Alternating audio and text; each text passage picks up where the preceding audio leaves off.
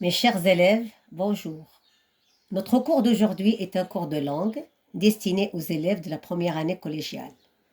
Nous allons parler de la caractérisation d'une personne. Mais avant de commencer, nous devons expliquer ce que c'est qu'une caractérisation. Eh bien, caractériser une personne, c'est décrire son portrait physique, moral ou sa tenue vestimentaire. Mais la question qu'on se pose tous, quels sont les moyens de langue qu'on doit employer pour atteindre notre objectif qui est la caractérisation? Nous allons découvrir ensemble ces moyens en travaillant sur le support suivant. Ce support est disponible dans vos manuels scolaires, page 125. Je vous invite à les ouvrir et à écouter bien attentivement ma lecture magistrale. Je commence. La jeune femme était grande, blanche, elle avait les yeux bleu foncé, la bouche rose, les dents comme de l'émail. Dans son expression, on lisait à la fois l'orgueil, l'inquiétude et la tristesse. Sur sa tête, elle portait ce voile de soie noire, nommé mésaro, que sciait si bien aux femmes. Son costume en velours était propre, mais de la plus grande simplicité. Comme vous voyez ici, c'est un texte extrait du livre Colomba du grand romantiste Prosper Mérimée. Ce texte est ancien, il date de 1428, c'est-à-dire le XVe siècle. Alors, que remarquez-vous?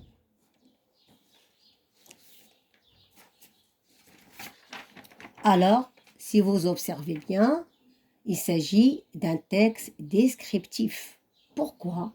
Tout simplement parce que l'auteur ici, il décrit le personnage principal qui est la jeune femme, spécialement son portrait physique et sa tenue vestimentaire. Tout d'abord, nous allons parler de portrait physique de cette jeune femme. Alors, qui dit portrait physique dit partie de corps. Nous avons ici grande, bleu foncé, rose et blanche. Alors, ce sont des caractérisants employés par l'auteur. Grande, il renvoie à la taille de la jeune femme.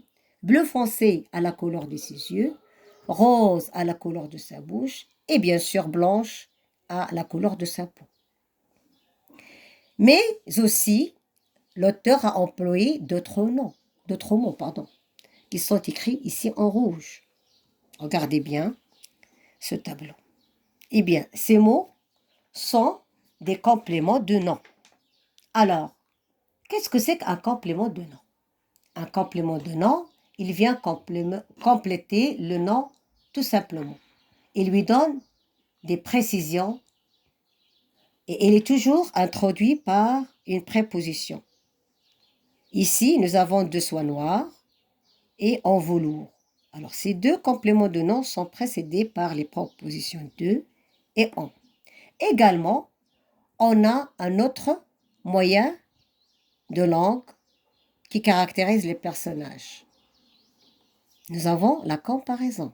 Ici, l'auteur a utilisé le type de comparaison comme pour nous montrer l'importance de ce moyen de langue.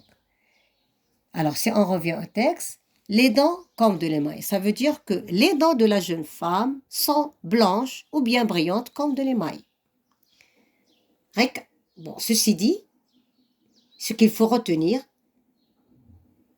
pour caractériser une personne, on utilise généralement les adjectifs qualificatifs, des adjectifs de couleur, y compris, ainsi que les compléments de nom.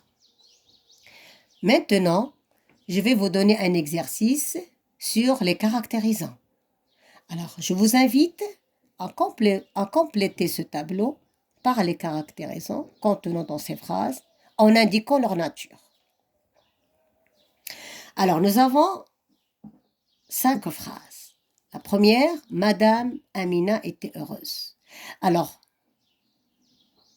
quel est le caractérisant ici? C'est heureuse. Nous allons écrire heureuse. Sa nature, évidemment, c'est un adjectif. C'est un adjectif qualificatif, attribut du sujet comme fonction. Donc, il a une fonction d'adjectif attribut. Pourquoi? Tout simplement parce qu'il est précédé par un verbe d'état qui est le verbe être. Mon père avait une veste en cuir. Le caractérisant ici, c'est en cuir. Alors, quelle est sa nature? C'est un complément du nom. Ahmed avait un regard discret. Caractérisant ici, c'est discret.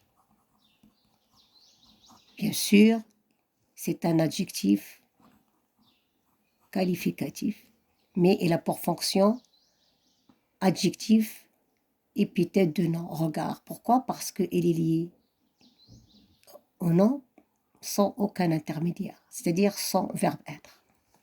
La fille silencieuse aimait les films d'horreur. Le caractérisant aussi, c'est silencieuse.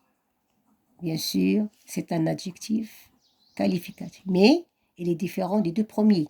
C'est un adjectif apposé. Pourquoi? Parce que il est entouré de deux virgules.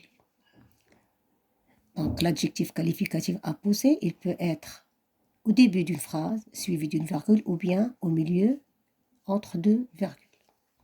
La dernière phrase, la petite fille se tenait assise contre un mur d'argile. Le caractérisant, c'est d'argile. Bien sûr, sa nature est un complément du nom. Pourquoi? Parce qu'il vient compléter le nom mur et précédé bien sûr par cette préposition de. J'espère que vous avez bien compris ce cours et je vous souhaite une bonne continuation et à bientôt.